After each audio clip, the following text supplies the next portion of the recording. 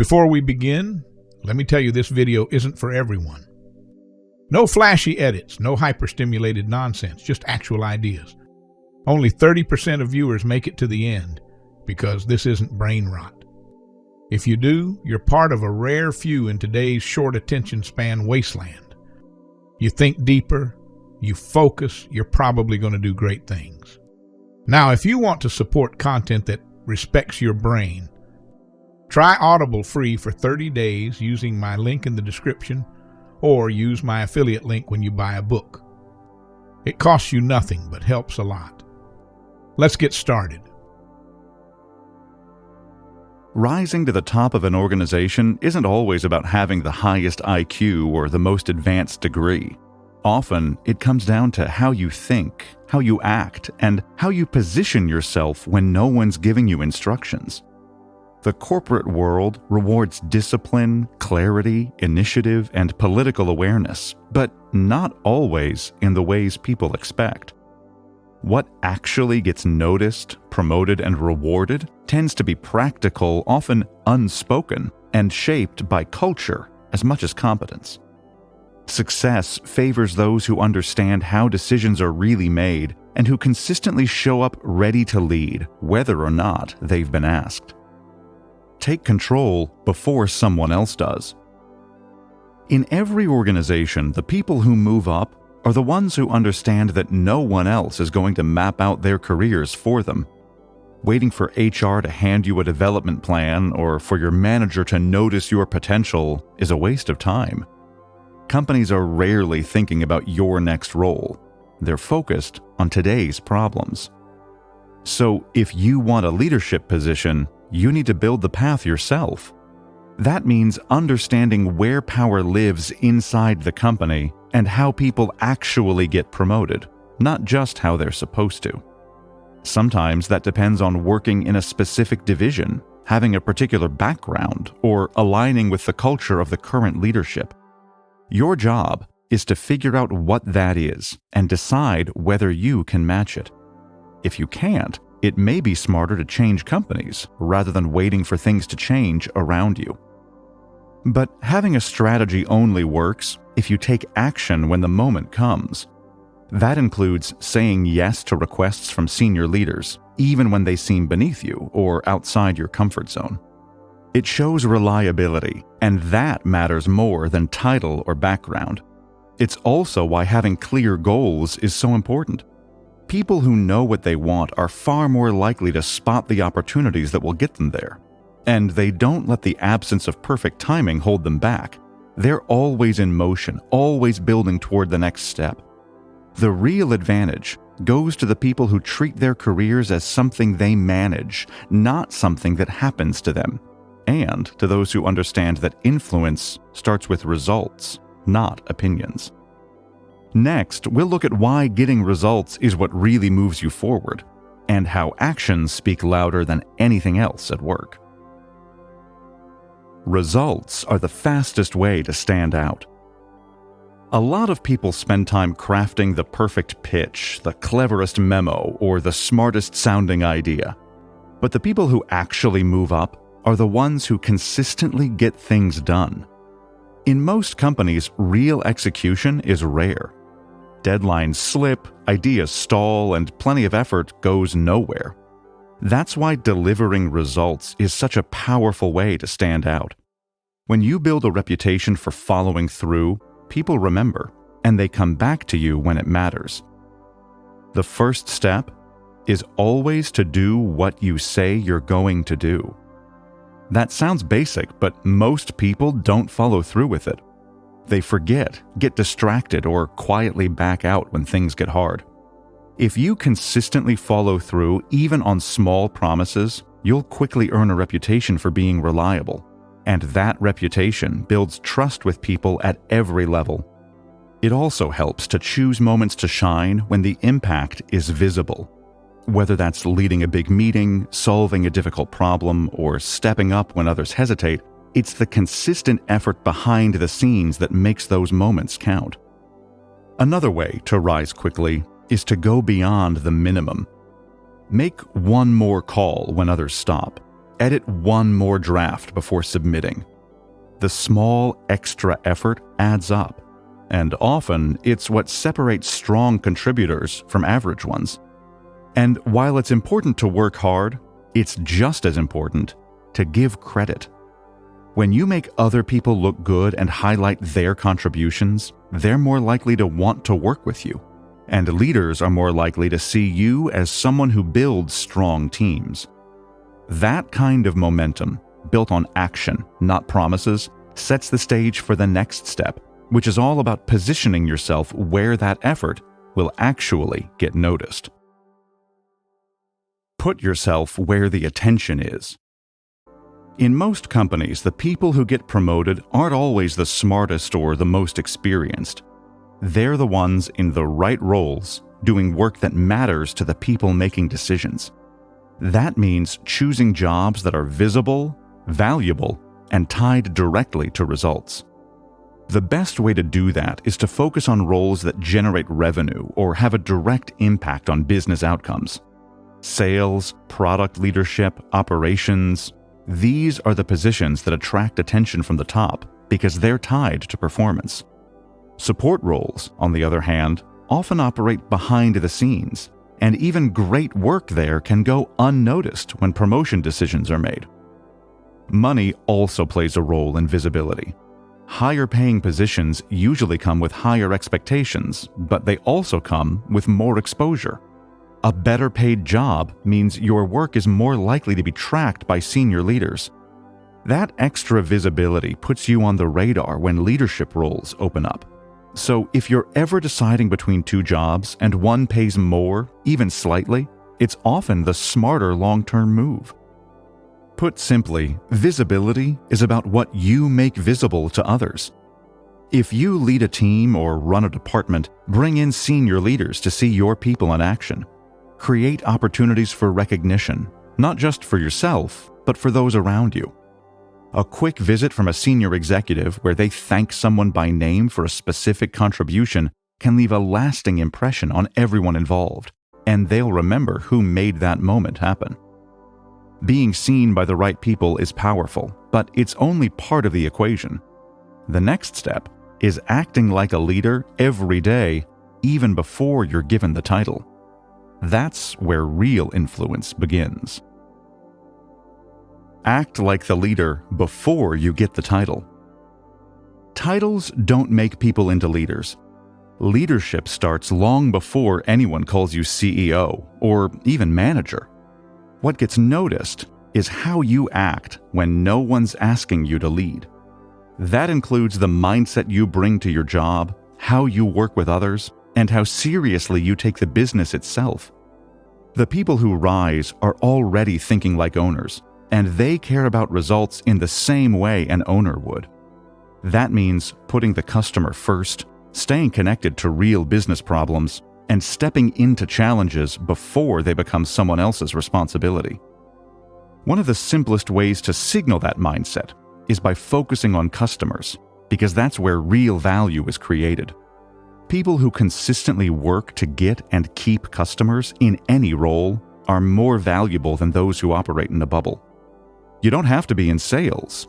Just know that customer feedback tells you more than a spreadsheet ever will. The same principle applies to the way you treat your team. If you're hiring, don't settle. Invest in people who are smart, honest, and driven, even if it costs more. Great hires pay for themselves many times over, while bad ones slow everything down. When people feel trusted and respected, they'll go farther than you expect, and they'll want to work for you again. Another key move is to align yourself with the company's mission and act like you own the brand. Use the products, advocate for them, and look for ways to improve how things are done. Leaders don't hang back. They ask better questions, take responsibility, and commit to the health of the business, even when no one's watching. All of this only works if you can sustain it. The next piece is about building discipline into your routine so that the effort doesn't fade once the pressure kicks in.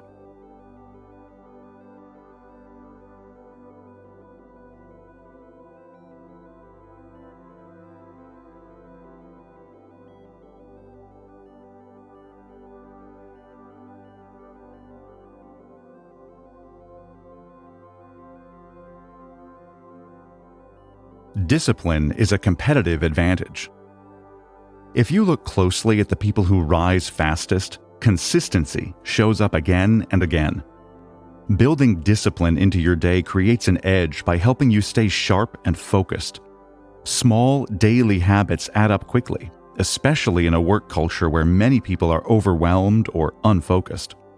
Working with a bit more planning, a bit more urgency, and a clear sense of purpose can put you well ahead. One example is time. Showing up 45 minutes before most of your coworkers gives you a head start and signals reliability without fanfare. Those extra minutes each day add up to a full extra month of work time over the year. Use that time to set priorities, clear out clutter, and plan your next move while others are still settling in. It creates the impression that you're always ready, and more important, it actually makes you more ready. That same mindset applies to how you treat your body. Staying in shape is great for energy and focus, and it also marks you as someone who takes responsibility for their own performance. In most corporate environments, the bar for fitness is low. That means you don't need to be extreme to stand out. You just need to be consistent. It's also worth thinking about how you show up socially. Skipping the after-work drink, avoiding office gossip, and maintaining professionalism in casual settings builds quiet credibility. People notice who loses control, who blends in with the crowd, and who stays focused. If you're the one who's clear-headed and reliable, you get trusted with more. That's the kind of discipline that makes people think you're ready for more, because you already act like you are. Next, we'll look at how to use communication as a tool for leadership, especially when it comes to influence, clarity, and respect. Discipline is a competitive advantage. If you look closely at the people who rise fastest, consistency shows up again and again. Building discipline into your day creates an edge by helping you stay sharp and focused. Small, daily habits add up quickly, especially in a work culture where many people are overwhelmed or unfocused. Working with a bit more planning, a bit more urgency, and a clear sense of purpose can put you well ahead. One example is time. Showing up 45 minutes before most of your coworkers gives you a head start and signals reliability without fanfare. Those extra minutes each day add up to a full extra month of work time over the year. Use that time to set priorities, clear out clutter, and plan your next move while others are still settling in. It creates the impression that you're always ready, and more important, it actually makes you more ready. That same mindset applies to how you treat your body. Staying in shape is great for energy and focus, and it also marks you as someone who takes responsibility for their own performance. In most corporate environments, the bar for fitness is low. That means you don't need to be extreme to stand out. You just need to be consistent. It's also worth thinking about how you show up socially. Skipping the after-work drink, avoiding office gossip, and maintaining professionalism in casual settings builds quiet credibility. People notice who loses control, who blends in with the crowd, and who stays focused. If you're the one who's clear-headed and reliable, you get trusted with more. That's the kind of discipline that makes people think you're ready for more, because you already act like you are. Next, we'll look at how to use communication as a tool for leadership, especially when it comes to influence, clarity, and respect. Clear communication builds lasting influence. Strong communication means making yourself understood quickly, respectfully, and with purpose. In corporate environments, most misunderstandings, and a lot of wasted time, come from people assuming they've been clear when they haven't. If you want to be seen as a leader, you need to make your point without confusion, avoid filler, and connect with people in a way that leaves no doubt about what's needed next. One habit that separates top performers is making time every day to think. Quiet, uninterrupted time to review goals, reflect on problems, or plan out a tough conversation. Even 1 hour can shift how you approach the rest of the day. You're more prepared, more thoughtful, and less likely to miss opportunities or repeat mistakes. It also helps sharpen how you express ideas to others. When you've taken time to organize your thoughts, people listen more closely because you're not wasting their time. The small things carry weight too. A short handwritten note can do more than a dozen emails when it comes to showing appreciation or building trust. It takes more effort, which is exactly why it stands out. Especially now, when most communication is fast, templated, or automated, doing something personal makes people stop and remember you. That kind of detail matters more than most people think. The way you speak also sends signals. Using plain language shows you understand your topic. Complicating things with jargon can make people feel left out, or worse, suspicious. Choosing your words with care is about clarity and respect. If people feel respected and valued when they talk to you, they're more likely to work with you again and support your success. In the final section, you'll learn how to avoid the mistakes that quietly break trust and damage reputations, and can end a career before it starts. Avoid the mistakes that stall careers. Climbing the corporate ladder takes effort, but staying on it depends just as much on what you don't do. One serious misstep can outweigh years of solid work. That's why part of the job is watching out for avoidable mistakes, especially the kind that erode trust or make people question your judgment. The higher you aim, the more visible those mistakes become, and the harder they are to fix later. One of the most common problems is writing in anger. A harsh email or a sarcastic memo may feel justified in the moment, but it lingers far longer than you think. In professional environments, written words are permanent, and they can easily be forwarded, misunderstood, or used against you later. Staying calm and holding back, especially when frustrated, is polite and, more important, protective. So is avoiding gossip and office politics. These things often feel like part of the game, but they mark you as someone who's focused on the wrong things. When you're known for staying out of backroom drama, people trust you more. And that trust pays off when stakes are high. Social settings also matter more than they seem. Work events are still work. Having one too many drinks or being entangled in the middle of office rumors can quietly shift how you're perceived. It doesn't take much to damage a reputation, and the people who rise fastest are often the ones who stay just outside that kind of trouble. They're present, professional, and smart about when to leave. If something goes wrong, hiding it makes it worse. Bad news doesn't age well. The people who move forward are the ones who speak up early, own the issue, and work towards solutions without excuses. Leadership is built on trust. Protect it. Because no strategy or skill can replace the confidence others have in your judgment. That's what earns respect and keeps you in the running when the top job comes into view.